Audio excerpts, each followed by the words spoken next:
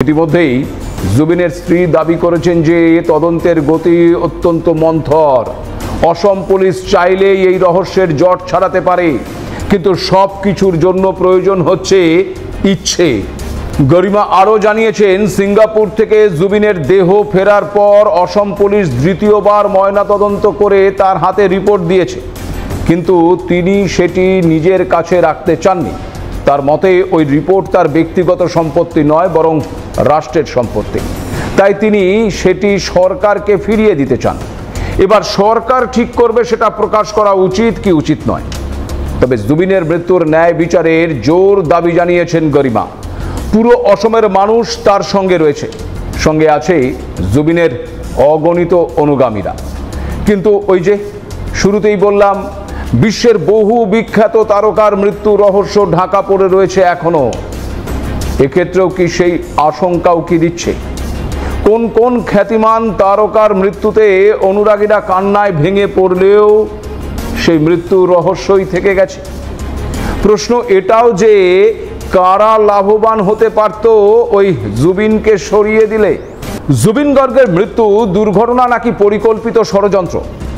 এই প্রশ্ন আজ অসমের ঘরে ঘরে, চায়ের দোকান থেকে শুরু করে সোশ্যাল মিডিয়ার প্রতিটি ওয়ালে।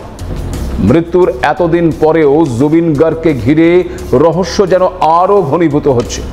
তদন্তের অগ্রগতি যত এগোচ্ছে ততই বেরিয়ে আসছে নতুন নতুন তথ্য, যা এই মৃত্যুকে সাধারণ অ্যাক্সিডেন্ট বলার সুযোগ একেবারেই কমিয়ে দিচ্ছে।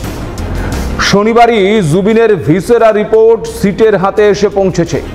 সিটের প্রধান অসমের স্পেশাল ডিজিপি এমপি গুপ্তা জানিয়েছেন, ইতিমধ্যেই সেন্ট্রাল ফরেন্সিক সায়েন্স ল্যাবরেটরি থেকে পাওয়া জুবিন গার্গের দীর্ঘ প্রতীক্ষিত এই ভিসেরা রিপোর্টটি গুয়াহাটি মেডিকেল কলেজের একটি মেডিকেল কমিটির কাছে হস্তান্তর করা হয়েছে।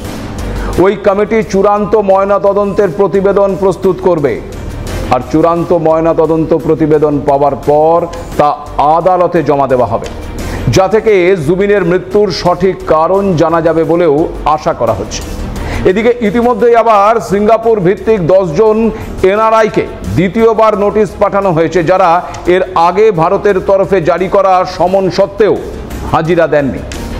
সিঙ্গাপুরের অ্যাটর্নি জেনারেলের অফিস এখন ভারতের অনুরোধের বিষয়ে সিদ্ধান্ত নেবে বলে জানিয়েছেন সিটের প্রধান।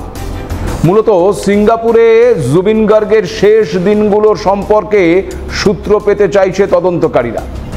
এখন প্রশ্ন হচ্ছে, কারা লাভবান হতে পারে ওই জুবিনকে সরিয়ে দেওয়ার পর?